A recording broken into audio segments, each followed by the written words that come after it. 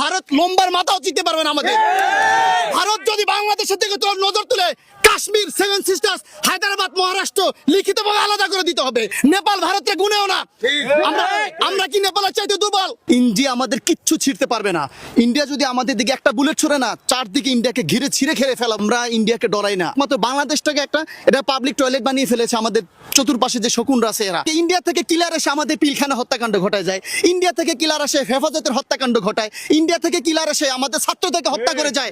তাহলে ইন্ডিয়া আমাদের বন্ধু হয় কিভাবে? হাজি বুঝতে পেরেছিলেন এদেশে ভারতীয় এজেন্ডা বাস্তবায়নে যারা কাজ করে এটা আসল পরাধীনতা, এটা কোনো স্বাধীনতা নয়। হাদিরা কি করেছে? হাদিরা মূলত পাকিস্তান থেকে অর্জিত স্বাধীনতাকে এটাকে ভারতের হাত থেকে রক্ষা করতে চেয়েছে। এই ইন্ডিয়া সবসময় আমাদেরকে তাদের করদরাজ্য বানাতে চায়। তারা ভয় দেখে আমাদেরকে। আজকে অনেক রাজনৈতিক দলের নেতারা বলেন যে আমরা যদি কিছু করি তাহলে ইন্ডিয়া নাকি আমাদেরকে হামলা করবে। আরে ভাই, এটা গ্লোবালাইজেশনের যুগ। ইন্ডিয়া আমাদের কিচ্ছু ছিঁড়তে পারবে না। ইন্ডিয়া যদি আমাদের দিকে একটা বুলেট ছড়ে না, চারদিকে ইন্ডিয়াকে ঘিরে ছিঁড়ে খেলে ফেলাবো। আপনারা জানেন ইন্ডিয়া যদি বাংলাদেশ দিকে নজর দেয়, ইন্ডিয়াকে 7টা রাষ্ট্র হারাইতে হবে। কাশ্মীর, সেভেন সিস্টার্স, ইন্ডিয়াকে লিখিতভাবে ত্যাগ করে তারপর বাংলাদেশের দিকে নজর দিতে হবে। আর একটা জিনিস আপনাদেরকে বলে যাই, আপনারা কথায় কথায় ভয় দেখাবেন না বাংলাদেশকে। কথা বুঝতে পেরেছেন? আমরা ইন্ডিয়াকে ডরাই না। আমরা 16 কোটি 20 কোটি স্বাধীন জনতা।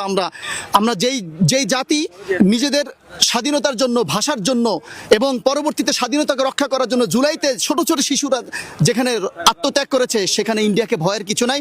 রাজনৈতিক নেতৃবৃন্দকে বলবো, আসেন সকলে হাদির মতো জজবা এবং প্রকৃত স্বাধীন এবং সার্বভৌমত্বকে আমরা বুকে লালন করি। যারা আজকে 71-এর চেতনার নামে দেশটাকে বিভক্ত করতেছেন, ভাই পৃথিবীর অনেক দেশই তো স্বাধীনতা অর্জন করেছে। স্বাধীনতার পক্ষে বিপক্ষে লোক থাকে, পরবর্তীতে সবাই মিলে দেশটাকে গড়ে।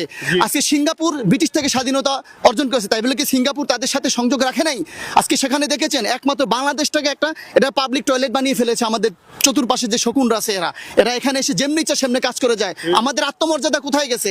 ওখান থেকে ইন্ডিয়া থেকে কিলার এসে আমাদের পিলখানা হত্যাকাণ্ড ঘটায় যায়। ইন্ডিয়া থেকে কিলার এসে হেফাজতের হত্যাকাণ্ড ঘটায়। ইন্ডিয়া থেকে কিলার এসে আমাদের ছাত্রদেরকে হত্যা করে যায়। তাহলে ইন্ডিয়া আমাদের বন্ধু হয় কিভাবে? আমাদের কি কোনো আত্মমর্যাদা নাই? আমরা কি এতটা নির্লজ্জ হয়ে গেছি?